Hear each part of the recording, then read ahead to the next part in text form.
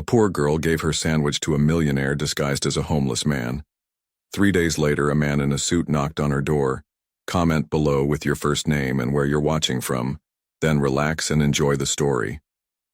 In a worn-down apartment building in Riverside, where paint peeled like autumn leaves and the elevator worked only when it wanted to, 7-year-old Sophia Thompson sat cross-legged on her bedroom floor. Her small fingers carefully colored another picture to add to the collection that brightened their otherwise modest home. Outside, the evening light cast long shadows through the single window, illuminating dancing dust particles in the air. "Sophia, dinner's ready," called her mother Olivia from their tiny kitchen. Sophia looked up and smiled, her bright eyes reflecting a wisdom far beyond her years. "Coming, Mom."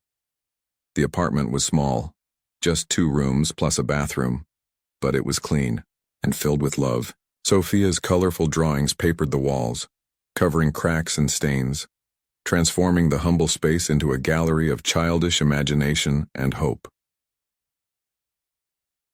Olivia Thompson, still wearing her hospital scrubs from her first shift of the day, set 2 mismatched plates on their wobbly table. Despite the exhaustion etched in the lines around her eyes, she managed a warm smile as her daughter bounced into the room. "Macaroni and cheese again?" Sophia asked, climbing onto her chair. "With extra cheese, just how you like it," Olivia answered, gently tucking a strand of hair behind her daughter's ear. "I've got to head back for the night shift at Memorial in an hour. Mrs. Grayson from apartment 3B will come check on you before bedtime." Sophia nodded solemnly. This was their routine now, ever since Sophia's father had walked out the door when she was just a baby, never to return. Olivia worked double shifts as a nurse across 2 different hospitals, just to keep a roof over their heads and food on the table.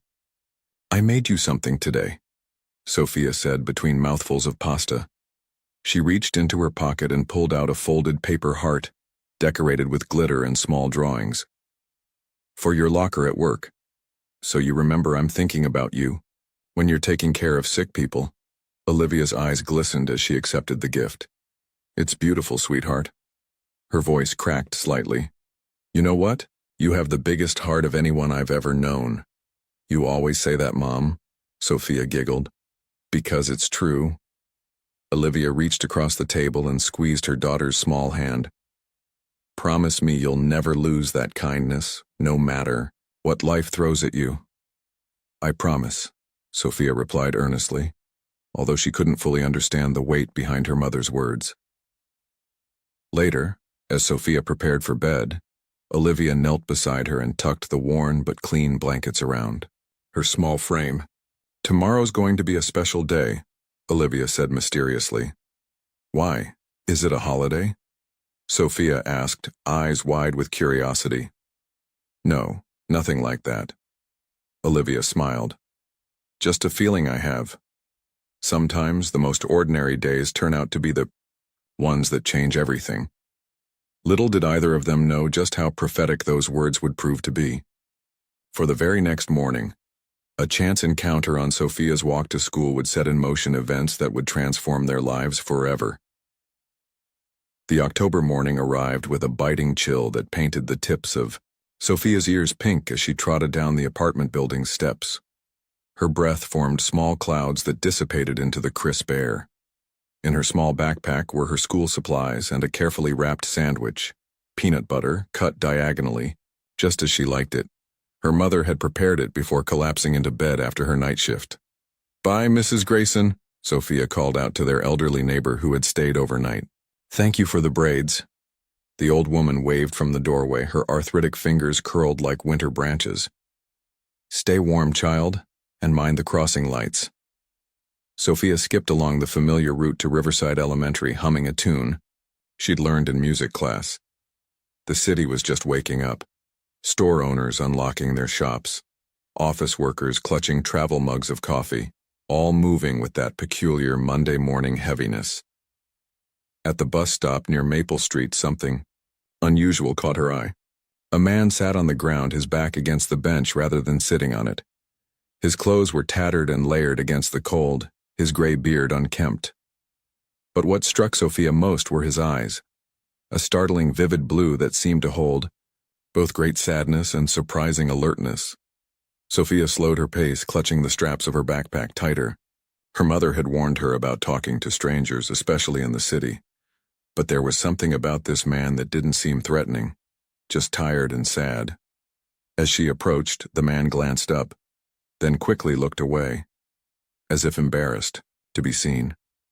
Sophia noticed how he tucked his hands, red from the cold, deeper into his worn coat pockets.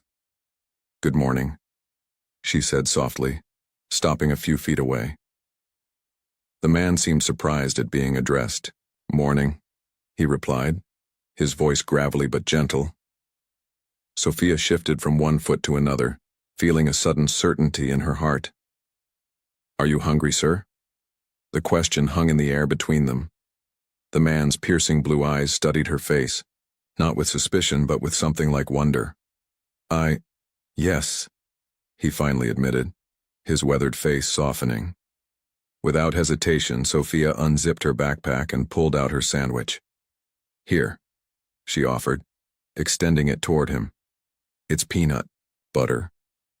My mom made it. She's a nurse and she says protein helps you stay stronger in cold weather." The man didn't reach for it immediately.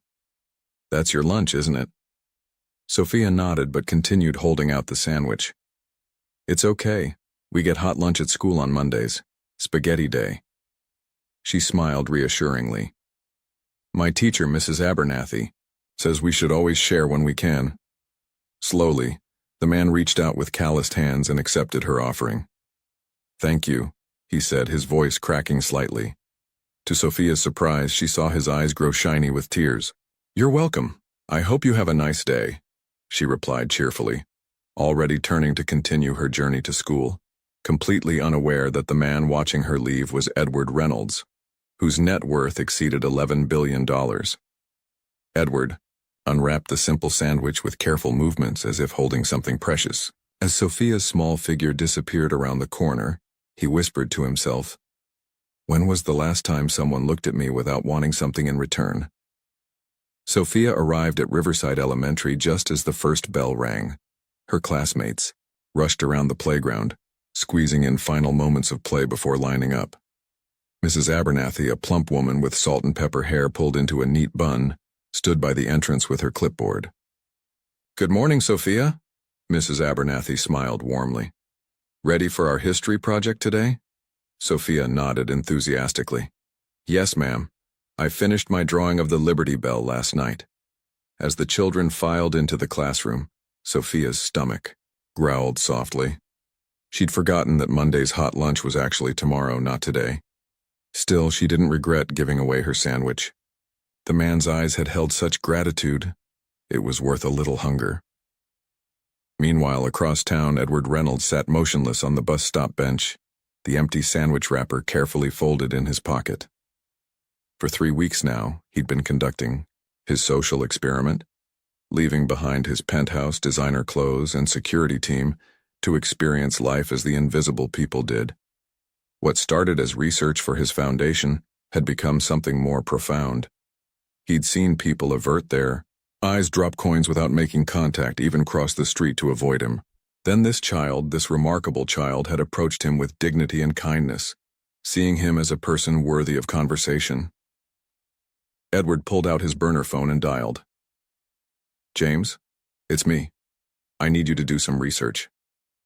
He described Sophia and the route she'd taken. "Find out everything about her and her family, and James, make it priority."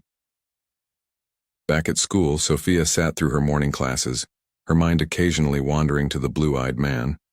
During lunch period, her friend Lily noticed her empty hands. "Where's your lunch, Sophia?" Sophia shrugged. "I gave it away." "Gave it away? To who?" "There was a man who looked hungry." Lily wrinkled her nose. "You mean a homeless person? My dad says we shouldn't encourage them." Sophia felt a flicker of discomfort at her friend's tone. "He's still a person, Lily. My mom says everyone deserves kindness." Before Lily could respond, Mrs. Abernathy approached their table. "Sophia, sweetie, are you without lunch today?" Sophia nodded reluctantly. "Come with me," Mrs. Abernathy said gently. leading her to the teacher's lounge where she unwrapped half a turkey sandwich from her own lunch bag. "Here you go." "I can't take your lunch, Mrs. Abernathy." The teacher smiled. "You're not taking it. I'm sharing it, just like you shared yours this morning." Sophia looked up surprised.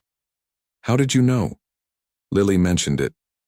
"That was very generous of you," Mrs. Abernathy said, her eyes twinkling behind her glasses. "You know, Sophia, small acts of kindness can sometimes have the biggest impact. You never know how you might change someone's day or even their life." Sophia took a bite of the sandwich, not realizing just how prophetic her teacher's words would prove to be.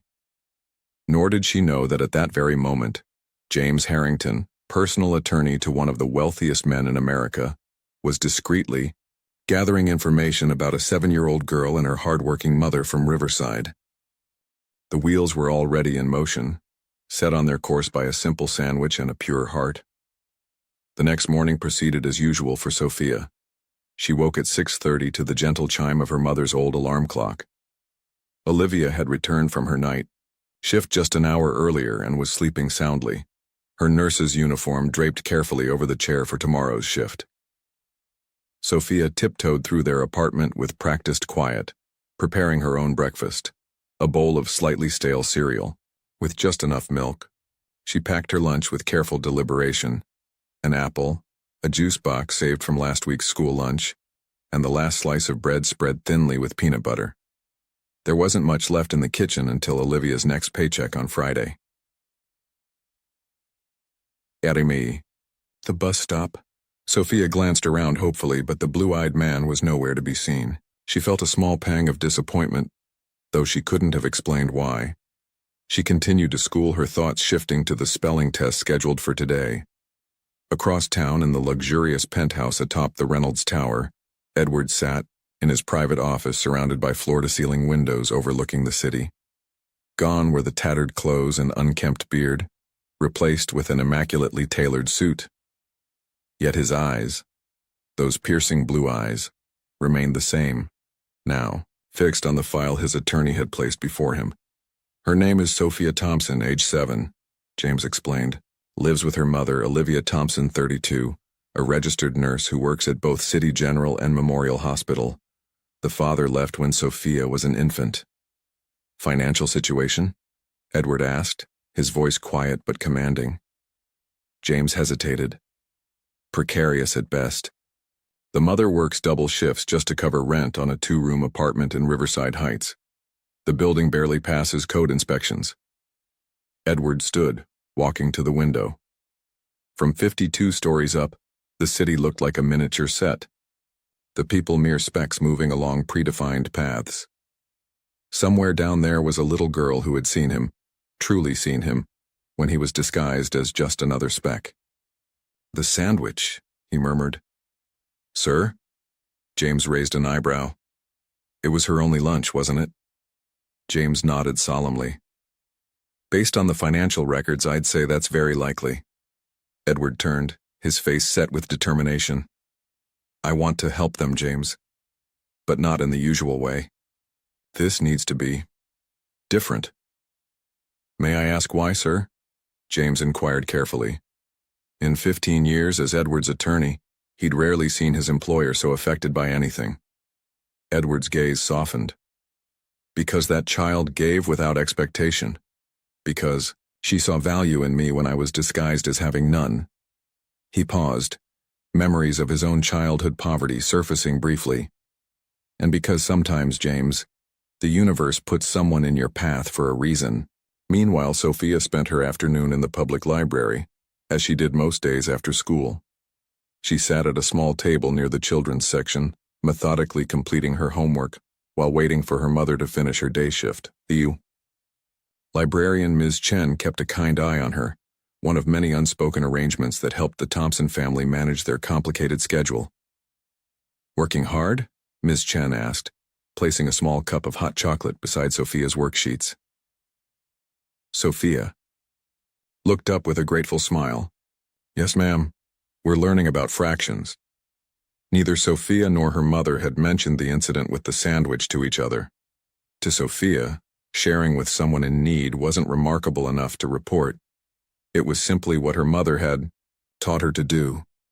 And Olivia, exhausted from her endless shifts, had no way of knowing that her daughter's small act of kindness was about to bring unexpected change to their carefully balanced lives. Wednesday evening found Olivia at the small stove in their kitchenette stirring a pot of tomato soup. Dark circles shadowed her eyes, evidence of another double shift split between hospitals.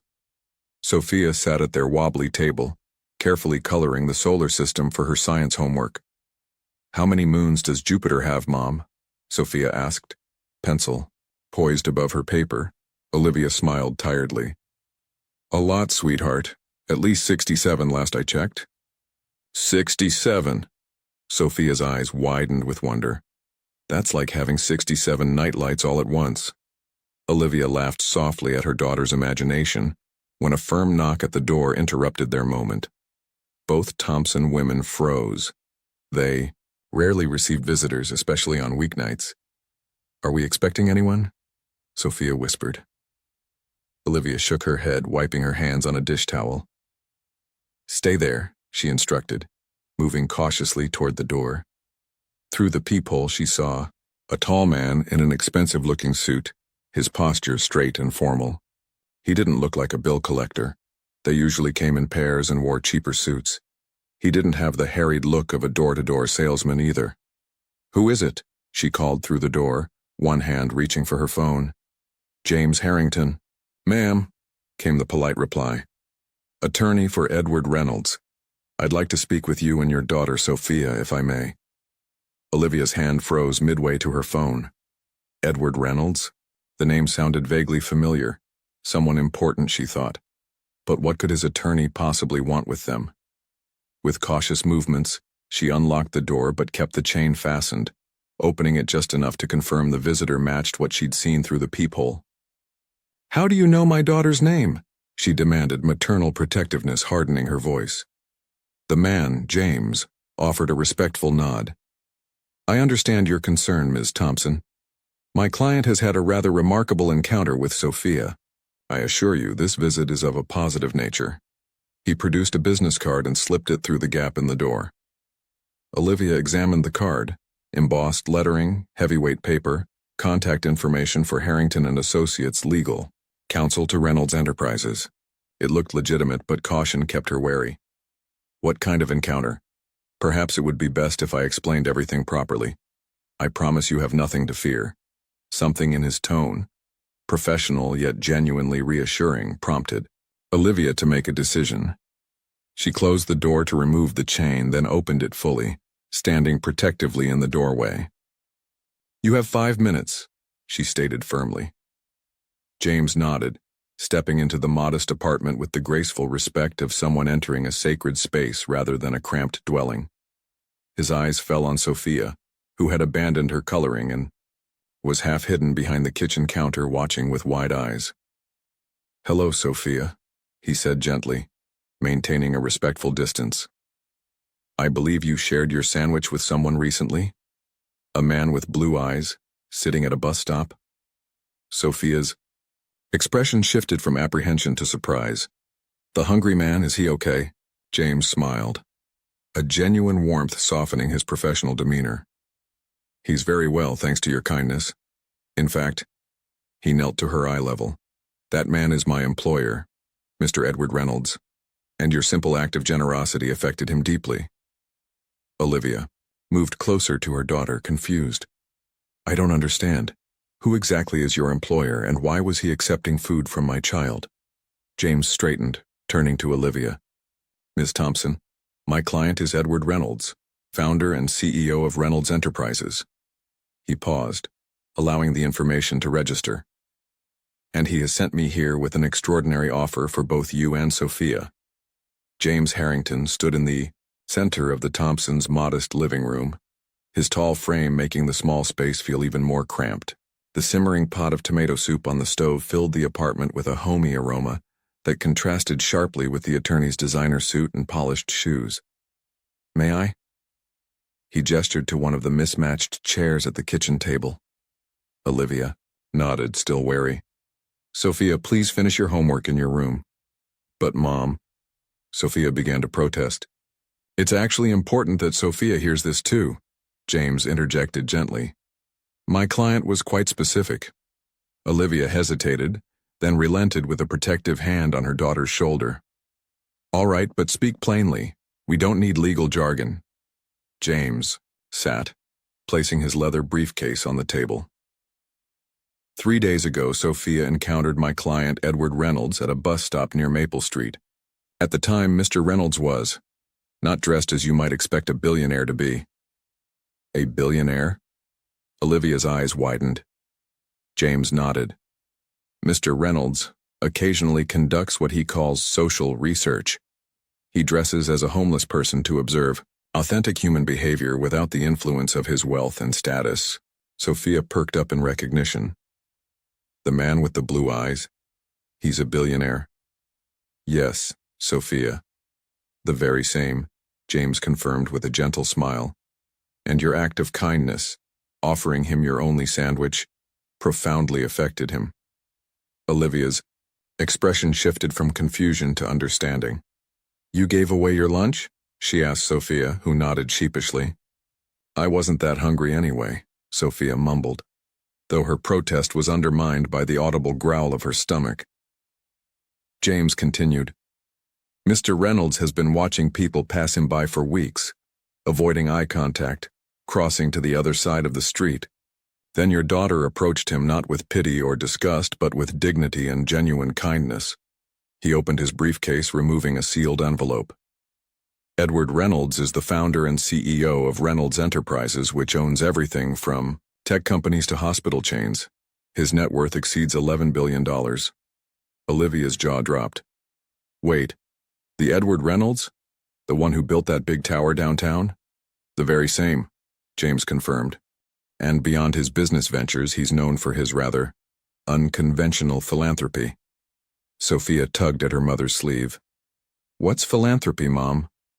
It means helping others with money, sweetheart, Olivia explained automatically, her mind still processing the situation. James looked directly at Sophia. Mr. Reynolds was deeply touched by your generosity, not because of the sandwich itself, but because of the spirit in which it was given. You saw him as a person deserving of kindness when he appeared to have nothing to offer in return. He turned to Olivia, his expression serious. What my client observed in your daughter, this natural compassion, is something he believes should be nurtured and rewarded. We don't need charity, Olivia said stiffly, pride straightening her tired shoulders. Mr. Reynolds isn't offering charity, Ms. Thompson. He's offering opportunity. James slid the envelope across the table. He would like to establish a full educational trust for Sophia, covering everything from private schooling through university. Olivia's hand trembled as she reached for the envelope. Additionally, James continued, he'd like to offer you a position as head nurse coordinator at the Reynolds Medical Foundation, overseeing nursing staff and protocols across our affiliated hospitals. The salary would be approximately triple your current combined income, with regular hours and comprehensive benefits. Stunned silence filled the apartment. Even Sophia, though not fully understanding the magnitude of what was being offered, sensed the weight of the moment. Why? Olivia finally whispered. Why would he do this for strangers? James's professional demeanor softened slightly. Ms. Thompson, my client has more money than he could spend in 10 lifetimes. What he lacks, what many wealthy people lack, are genuine human connections. He glanced at Sophia with a gentle smile. Your daughter treated him like a person, not a problem or an opportunity. That's rarer than you might think. Olivia looked down at the envelope in her hands, unopened. This seems too good to be true. Mr. Reynolds would like to meet with you both properly, James said, standing. Tomorrow evening, if possible. He can explain his intentions more thoroughly then. As he moved toward the door, he turned back with one final comment. Mr. Reynolds has a saying, true character is revealed when no one is watching. Your daughter showed tremendous character, Ms. Thompson. My client simply wants to honor that.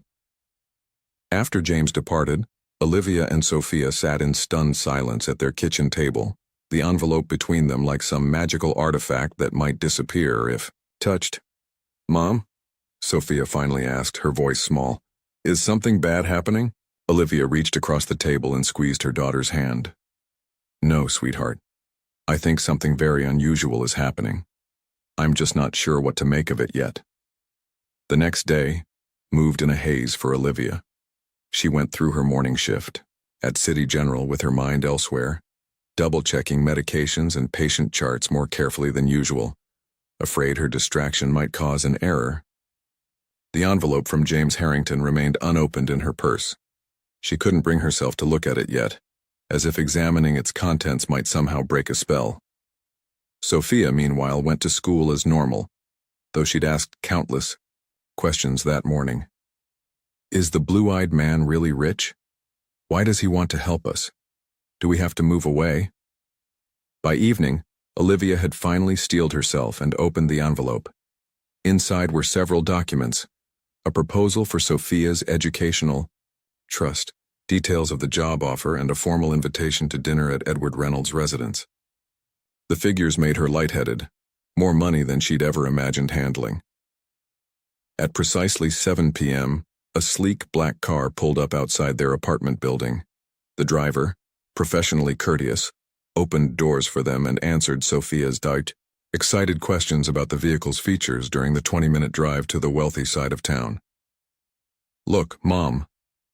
Sophia pressed her face against the window as they passed through ornate gates and up a winding driveway. "It's like a castle." Reynolds' estate sprawled across several acres, the main house an architectural marvel of glass and stone. Gardens stretched in every direction, illuminated by subtle landscape lighting. It was more than a home.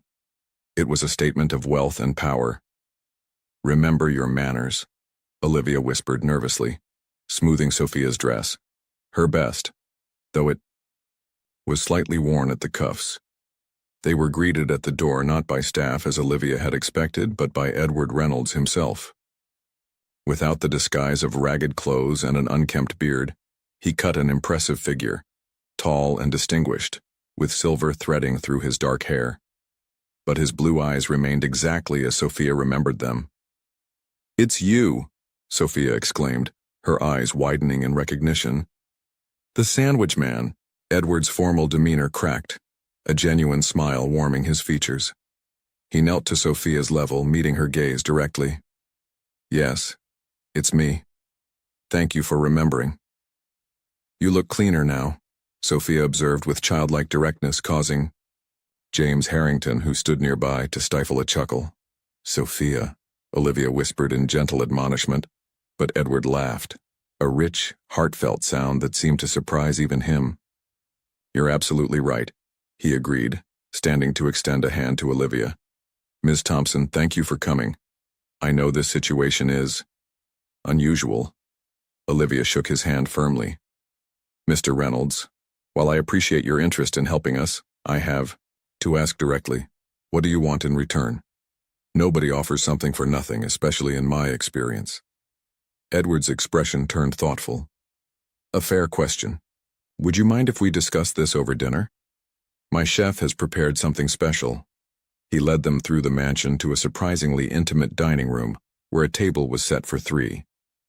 Unlike the grand, imposing spaces they'd passed through, this room felt almost cozy, with warm lighting and comfortable chairs. "I had him make macaroni and cheese," Edward confided to Sophia as he held chairs for his guests. "James mentioned it's your favorite." As the first course was served, Edward looked directly at Olivia. "To answer your question, Ms. Thompson, what I want is quite simple, though perhaps difficult to understand." He paused. "I want to honor the kindness your daughter showed me, and by extension, the values you've instilled in her." Throughout dinner, Edward shared stories from his own childhood, growing up in poverty with a single mother who worked multiple jobs. His path to wealth had been neither easy nor expected, beginning with a software innovation he'd developed in a community college computer lab. "When my first company went public," he explained, cutting his food into neat portions, "I promised, Myself, I would use my resources to help others facing similar struggles. Sophia listened wide-eyed, fascinated by this man who had been both a beggar and a king. Olivia, however, remained guarded, her analytical nurse's mind searching for hidden motivations. "Mr. Reynolds," she said during a pause in the conversation, "your offer is incredibly generous. But I have to ask, why us specifically? There are countless struggling families, countless kind children." Edward set down his fork, considering her question. "Your daughter's action struck me because it was pure. She had so little herself, yet gave freely." His blue eyes grew distant. "Do you know how rare that is? Most charity comes from surplus, giving what we can easily spare. Sophia gave when giving meant sacrifice." Olivia's expression softened slightly, but doubt still clouded her features. "And the job offer for me? Educational trust for Sophia? That seems excessive for a sandwich." "It's not about the sandwich," Edward replied. "It's about recognizing character worth investing in." He leaned forward. "Ms. Thompson, I have more money than I could spend in several lifetimes. What I lack is meaning. Your daughter reminded me what matters." James, who had been silently monitoring the conversation from a corner of the room, approached with a folder. "Perhaps the specifics would reassure Ms. Thompson." Edward nodded. "The educational trust would cover Sophia's schooling through college, any college she qualifies for. The nursing coordinator position offers a salary of $175,000 annually, with reasonable hours and full benefits." Olivia's coffee cup clattered against its saucer. That was nearly quadruple her current income. "The position is legitimate," Edward continued. "The Reynolds Medical Foundation oversees healthcare initiatives across 12 hospitals. We need someone with practical nursing experience to coordinate our programs." "It sounds wonderful," Olivia admitted, "but also frightening. Our life is simple, but it's ours. I worry about what such massive changes might do to Sophia, to both of us." Edward nodded thoughtfully. "That's a wise concern. Perhaps you'd like time to consider? There's no deadline." Sophia, who had been quietly listening, suddenly spoke up. "Mr. Reynolds, do you have a family?" The question hung in the air. Something shifted in Edward's expression, a flicker of pain quickly masked. "Sophia," Olivia admonished gently. "That's personal." "No, it's a fair question," Edward said, his voice softer now. "I was married once. We had a daughter." He paused, composing himself. "I lost them both some years ago." Understanding dawned in Olivia's eyes. "And Sophia reminds you of her?" Edward met her gaze directly. "That's partly why your concern honors you, Ms. Thompson. I'm not looking to replace my family. I'm looking to honor my daughter's memory by helping a child with the same spirit of generosity she had." As they prepared to leave, Olivia remained conflicted. The opportunity could transform their lives, but something held her back. A mixture of pride, suspicion, and fear of the unknown. On their drive home, Sophia fell asleep against her mother's shoulder, exhausted by the evening's excitement. Olivia stared out the window at the passing city lights, her mind a whirlwind of thoughts. The driver, sensing her mood, maintained a respectful silence. Back in their apartment, after tucking Sophia into bed, Olivia opened her laptop. The nurse in her needed facts, evidence, something concrete to make sense of Edward Reynolds's extraordinary offer. Typing his name into the search engine, she began her research. Articles about his business empire appeared first. Technology patents, real estate holdings, charitable foundations. The man's wealth was well documented, his business acumen legendary. But Olivia scrolled deeper, looking beyond the corporate success stories. A headline from 5 years ago caught her eye. "Reynolds family tragedy. Billionaire loses wife and daughter." Her heart quickened as she clicked the link. The article detailed how Edward's daughter Emily had died from a rare autoimmune disease at age 6. His wife, Caroline, had taken her own life 6 months later, leaving a note that blamed Edward for being too consumed with work to notice their daughter's early symptoms. "Oh my God," Olivia whispered, her hand covering her mouth. The pieces suddenly connected with painful clarity. Emily Reynolds would have been close to Sophia's age now. The timing, the offer, Edward's emotional reaction to Sophia's kindness, it all pointed to a man still drowning in grief, possibly looking for redemption or worse, replacement. Olivia closed her laptop, feeling sick. Was this what it was all about? Did Edward see Sophia as some kind of surrogate for his lost child? The thought made her deeply uncomfortable. The next morning she called in sick to work for the first time in years, then dropped Sophia at school with a tight hug and a promise to pick her up early. Her next stop was James Harrington's office, downtown. The receptionist initially tried to insist on an appointment, but something in Olivia's determined expression led her to call James directly. Minutes later, she was shown into his elegant corner office. "Ms. Thompson," James greeted her, looking genuinely surprised. "I didn't expect—" "Emily Reynolds," Olivia interrupted, her voice tight. "That's what this is about, isn't it?" James's composed expression faltered momentarily. He gestured to a chair. "Please sit down." "I don't want to sit down," Olivia said, though exhaustion ultimately forced her into the offered seat. "I want the truth. Is Edward trying to replace his daughter with mine?" James sighed deeply, smoothing his tie in a habitual gesture. "It's not that simple, Ms. Thompson." "Then explain it to me," she demanded. "Because from where I'm sitting, a grieving billionaire is offering to change our lives completely, right after my daughter showed him kindness, a daughter who happens to be the same age his would have been." "You're not wrong about the facts," James acknowledged. Emily's death devastated Edward. His wife's suicide destroyed what remained of his world. He leaned forward, his professional veneer dropping slightly. "But I've known Edward for 15 years. He's not trying to replace Emily. He's trying to honor her memory by helping a child who reminds him of her spirit." Olivia shook her head, unconvinced. "How can I possibly know that's true?" "Because," James said quietly, "I've never seen him cry until your daughter gave him that sandwich." Olivia left James Harrington's office with more questions than answers, her mind still troubled. She walked several blocks before finding a quiet cafe where she could gather her thoughts. Over a cup of coffee that grew cold as she stared into its depths, Olivia wrestled with her instincts. As a nurse, she'd developed a keen sense for when patients weren't telling the whole truth. Something about Edward's story felt incomplete. Though James seemed genuinely convinced of his employer's good intentions. Her phone buzzed with a text from Edward himself. "I sense you have reservations. Would you meet me at the Children's Memorial Garden at 2 p.m.? Just you. There's something I'd like to show you." The Children's Memorial Garden was a peaceful sanctuary in the heart of the city, created for families who had lost young ones.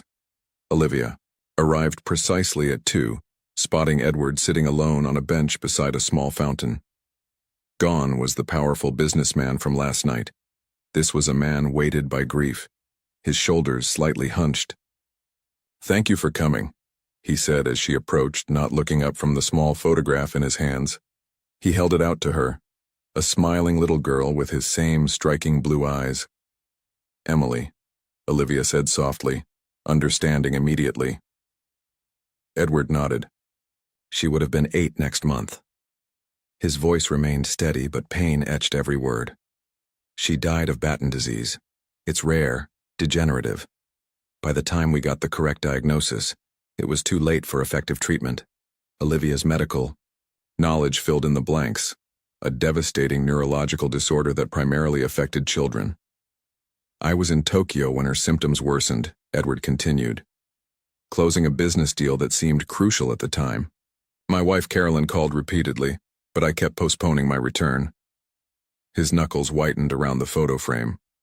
"I lost both of them because I prioritized wealth over what truly mattered." "Mr. Reynolds, please," he interrupted gently. "Call me Edward." "Edward," Olivia corrected. "I understand your loss is unimaginable, but I need to know. Is Sophia a replacement for Emily in your mind?" He met her gaze directly, his eyes clear despite their sadness. "No. Sophia is Sophia, her own person with her own life ahead of her.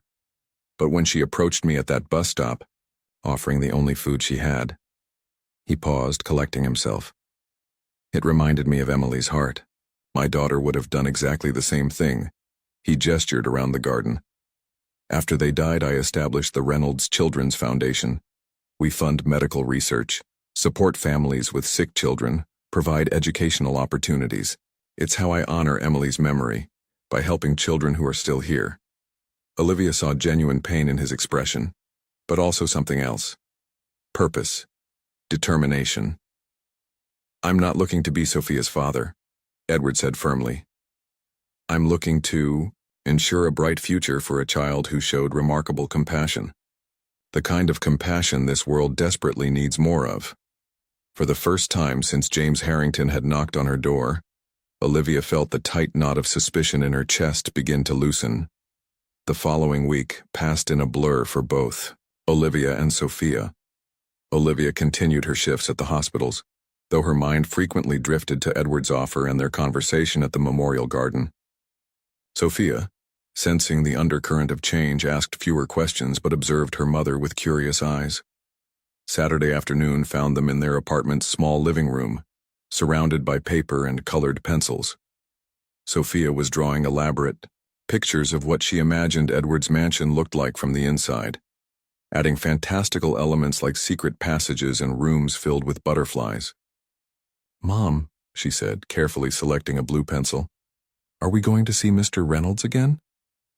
Olivia looked up from the budget she was reviewing, a habit so ingrained she couldn't abandon it, even with Edward's offer hanging in the air. "Would you like to?" Sophia nodded, her pencil moving in confident strokes. He seemed sad. But nice sad, not scary sad. Olivia smiled at her daughter's perceptive description. "Nice sad. Like Miss Chen at the library," Sophia explained. "She's sad because her husband died, but she's still nice and gives me hot chocolate sometimes."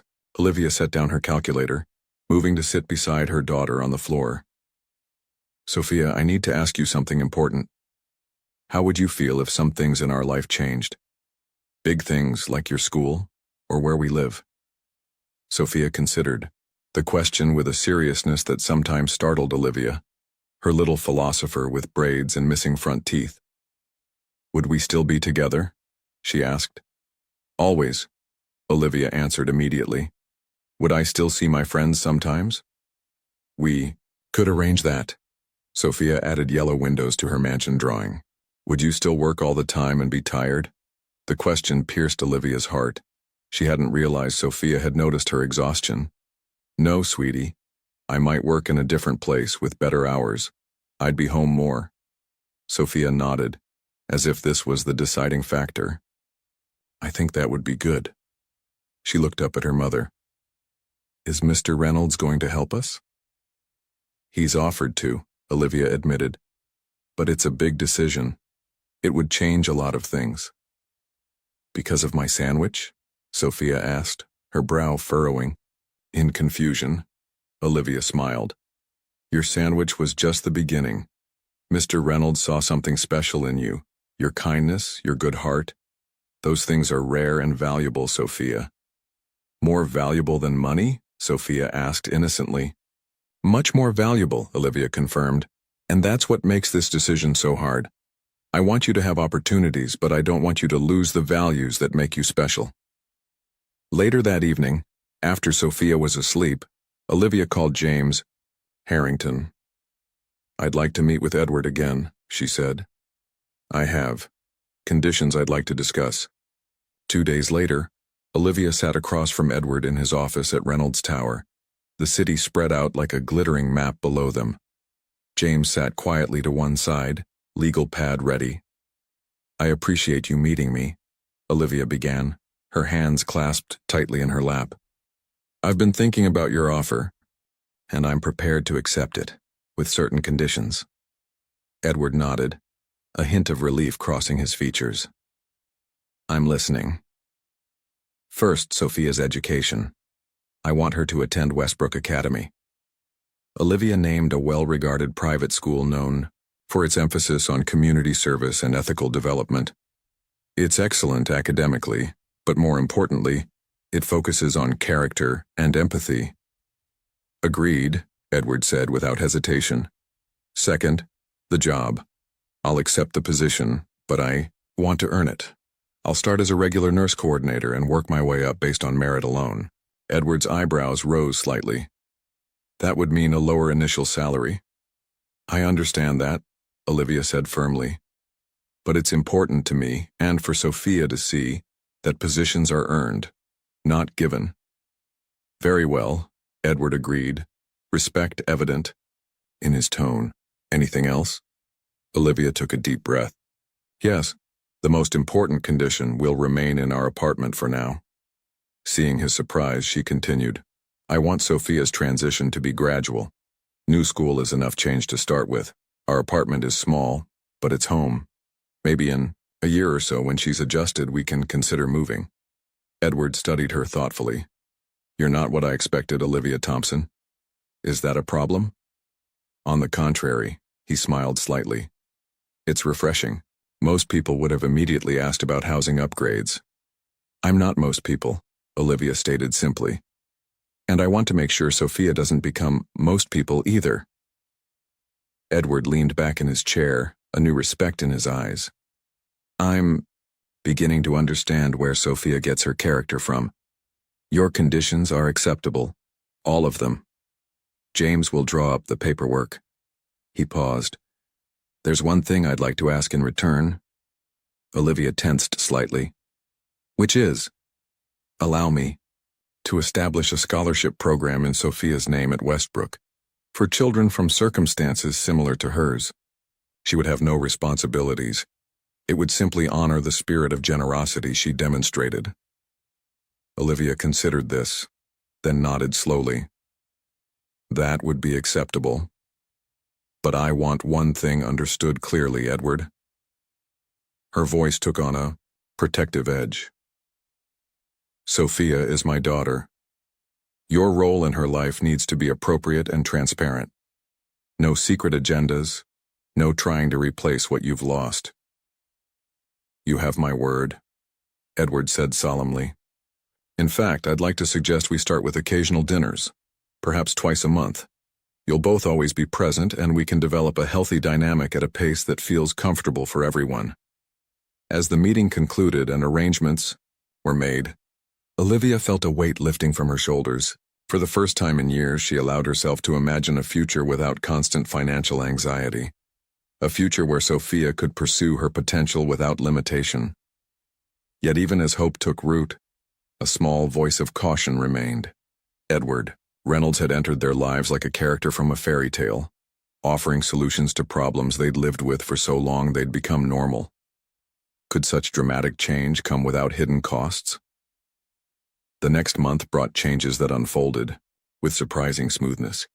Sophia started at Westbrook Academy mid-semester, initially nervous about being the new girl, but her natural warmth and genuineness quickly won her friends.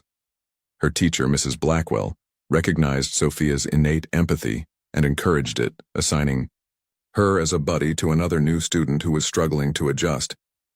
Olivia began her position at the Reynolds Medical Foundation, working directly under the chief nursing officer. True to her word, she started in a role commensurate with her experience rather than taking an elevated position. Her colleagues, initially wary of her connection to Edward Reynolds, soon recognized her competence and dedication. Their first dinner with Edward took place at a family restaurant rather than his mansion, a thoughtful choice that set Sophia at ease immediately. Though initially reserved, Olivia found herself warming to Edward as he spoke passionately about healthcare initiatives and asked insightful questions about her perspective as a frontline nurse. The foundation is planning to launch mobile clinics for underserved communities, Edward explained over dessert. I'd value your input on what equipment and staff would be most essential. Olivia, surprised at being consulted, offered practical suggestions drawn from years of experience. Most importantly, you need to establish trust. People won't seek care if they feel judged or unwelcome. Edward listened attentively, occasionally making notes on his phone. Sophia, meanwhile, had commandeered his dessert plate, carefully constructing an elaborate ice cream mountain. That's quite the architectural feat, Edward commented, watching her work. Sophia looked up proudly. Mrs. Blackwell says I have spatial intelligence. We're learning about different kinds of smart.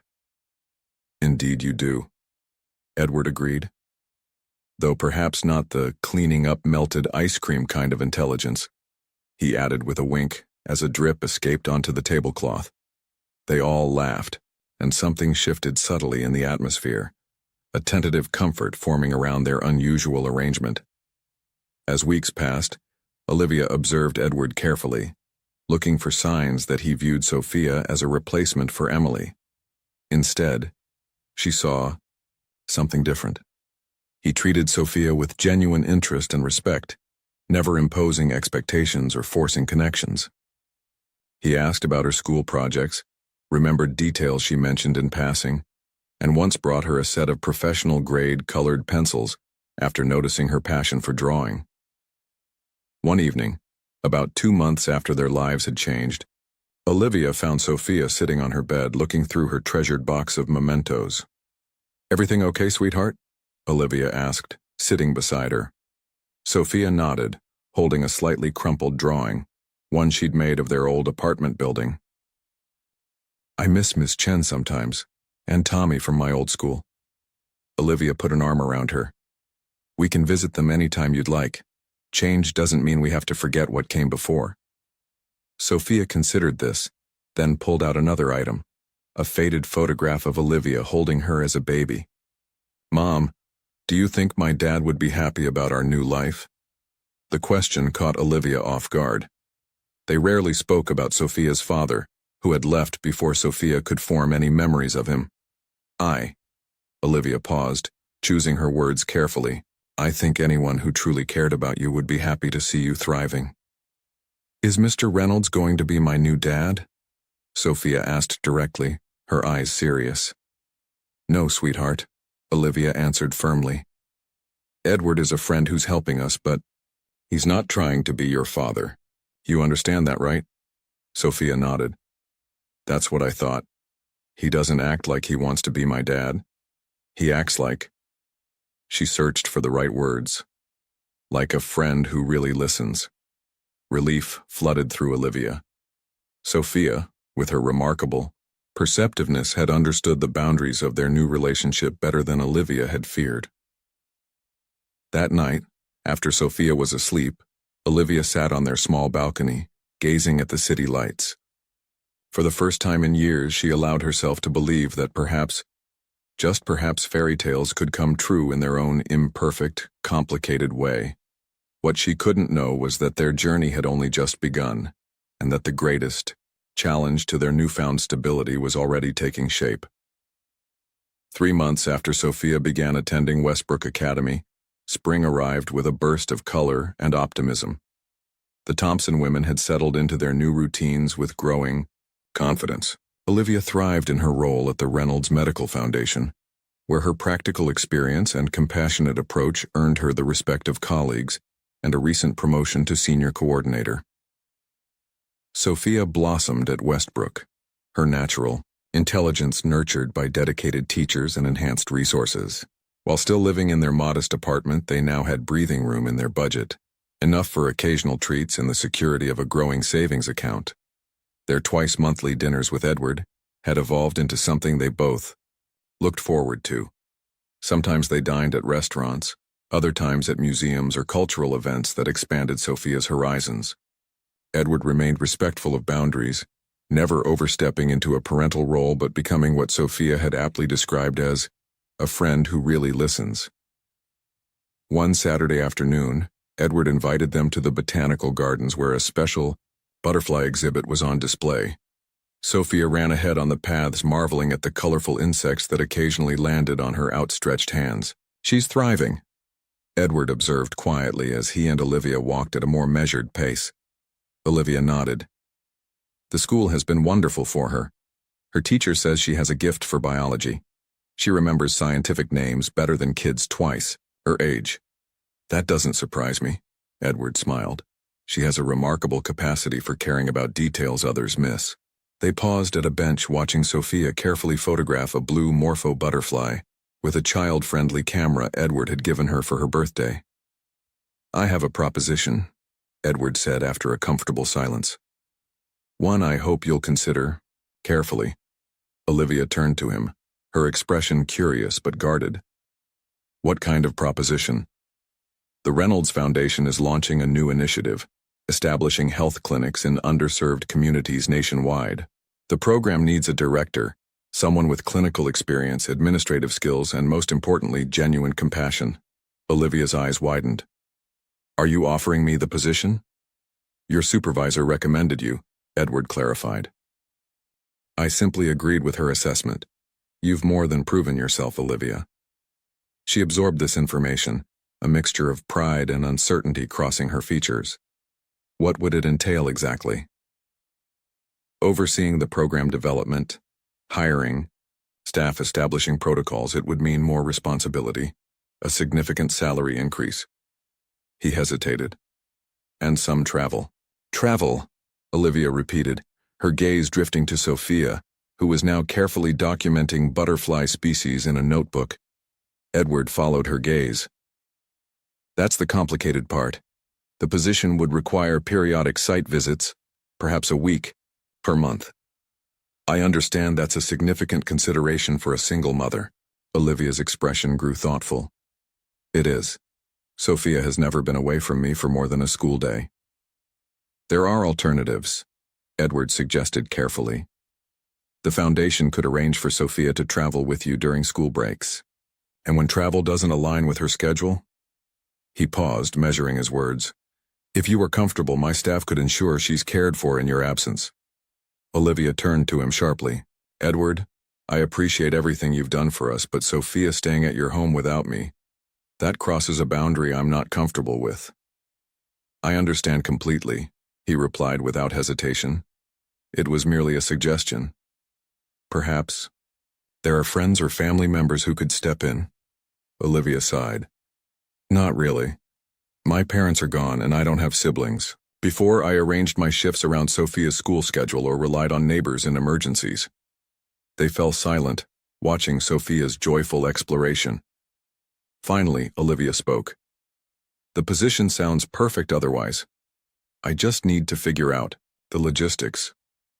Take your time deciding, Edward said. The role won't be filled until you've had a chance to consider it fully. That evening, after Sophia was asleep, Olivia sat alone with a cup of tea, weighing her options. The opportunity aligned perfectly with her skills and passion. It offered financial security and professional fulfillment she'd never imagined possible. Yet the travel component presented a real challenge. As she considered possible solutions, her phone buzzed with a text message from Edward. I had another thought about the childcare situation. What if we established a scholarship for a live-in graduate student? Someone studying education or child development who could stay with Sophia during your travel periods. You'd select the person, set the boundaries, and we'd provide housing and tuition assistance in exchange for their help. Olivia stared at the message, a slow smile spreading across her face. Once again, Edward had found a thoughtful middle ground, offering support without overstepping. It was becoming a pattern she was gradually learning to trust. As summer turned to fall and then to winter, the arrangement Olivia and Edward had crafted took shape beautifully. The position as Director of Community Health Initiatives proved perfect for Olivia's skills. Her nursing background gave her credibility with medical staff, while her years of struggling to afford health care infused her work with genuine empathy. For Sophia's care during Olivia's travel periods, they found Jessica Chen, coincidentally, the niece of their former librarian, a graduate student in child psychology who connected with Sophia immediately. The young woman moved into their spare room, receiving housing and tuition assistance in exchange for being Sophia's caregiver during Olivia's absences. Ms. Jessica knows all the best science experiments, Sophia reported enthusiastically after Olivia's first business trip. We made a volcano that actually erupted. By spring, they had moved to a larger apartment in a neighborhood closer to Sophia's school. Not the luxury high-rise Edward might have suggested, but a comfortable 3-bedroom with a small garden balcony where Sophia grew tomatoes and herbs. Edward remained a consistent presence in their lives, joining them for dinner every other week and occasionally attending Sophia's school performances. His friendship with Olivia deepened as they discovered shared values beneath their different backgrounds. He valued her straightforward approach and practical wisdom. She came to appreciate his vision and genuine desire to create meaningful change. At Westbrook Academy, the Sophia Thompson Scholarship Fund had been established, providing opportunities for economically disadvantaged students with exceptional character. The first two recipients had already been selected for the coming school year, and Sophia had been included in the welcome committee, a responsibility she took very seriously. "I want them to feel special, not charity cases," she explained to her mother with characteristic insight. "I remember how scary the first day was. One evening in April, approaching the one-year anniversary of their first meeting, Edward invited Olivia and Sophia to dinner at a quiet restaurant overlooking the city park. Sophia, now 8, had grown taller and more confident, though her essential kindness remained unchanged. "I have an idea I'd like to discuss," Edward said as they finished their main course. "The Foundation's work has revealed a critical gap in children's health care: early detection of rare diseases." Olivia nodded, immediately understanding the personal connection. "Because of Emily?" "Yes," Edward acknowledged. "Early diagnosis might have given her a fighting chance. I'd like to establish a specialized pediatric screening center, focusing particularly on rare conditions that often go undiagnosed until it's too late." Sophia, who now knew Edward's story, looked up from her dessert. "For kids like your daughter?" "Exactly," Edward smiled gently. "And I'd like your mother to help develop the nursing protocols." Olivia's eyes widened. "That's an enormous undertaking." "It is," Edward agreed.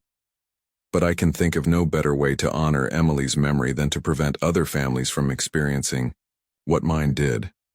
He hesitated, then continued. "I'd also like to name it the Emily and Sophia Center for Pediatric Diagnosis, if you both approve." Sophia froze, spoon halfway to her mouth.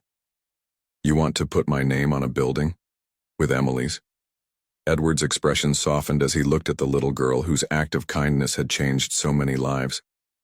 "You showed me that even after great loss, there can be new purpose. That seems worth commemorating." 5 years had passed since a hungry man with striking blue eyes and a little girl with a peanut butter sandwich crossed paths. The Emily and Sophia Center for Pediatric Diagnosis had been operating for 3 years now, already saving dozens of young lives through early detection and intervention. On this particular spring evening, a special ceremony was taking place.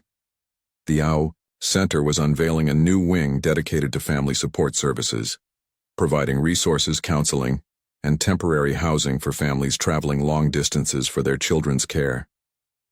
12-year-old Sophia stood at the podium, her voice clear and confident as she addressed the gathered donors and medical professionals. Though taller now, with her mother's determined chin and thoughtful eyes, the essential Sophia remained unchanged.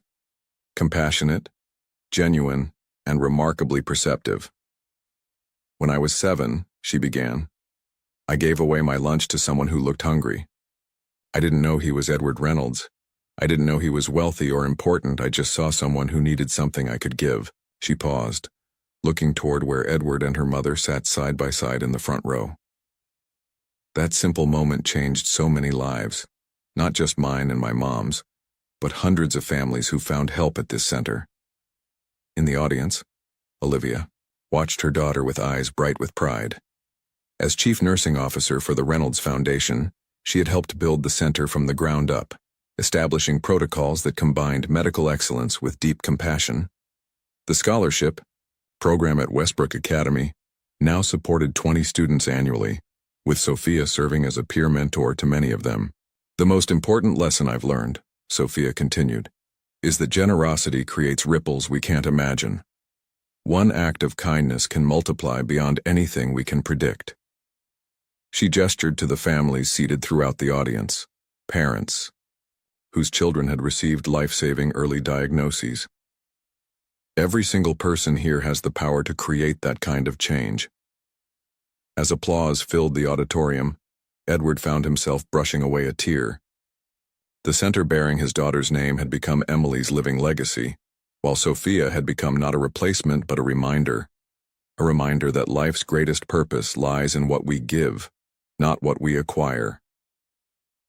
After the ceremony, Edward, Olivia, and Sophia walked together through the gardens behind the center, where a small memorial fountain created a peaceful oasis.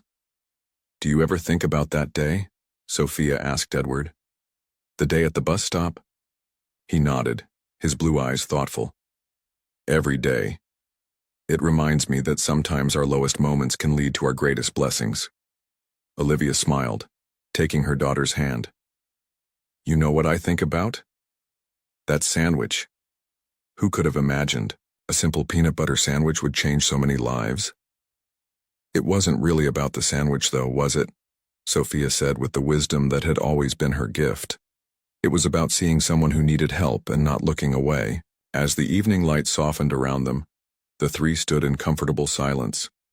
Three lives connected not by obligation or circumstance, but by the most powerful force of all. A single act of genuine kindness that had rippled outward, creating waves of compassion that would continue long after that fateful day at the bus stop.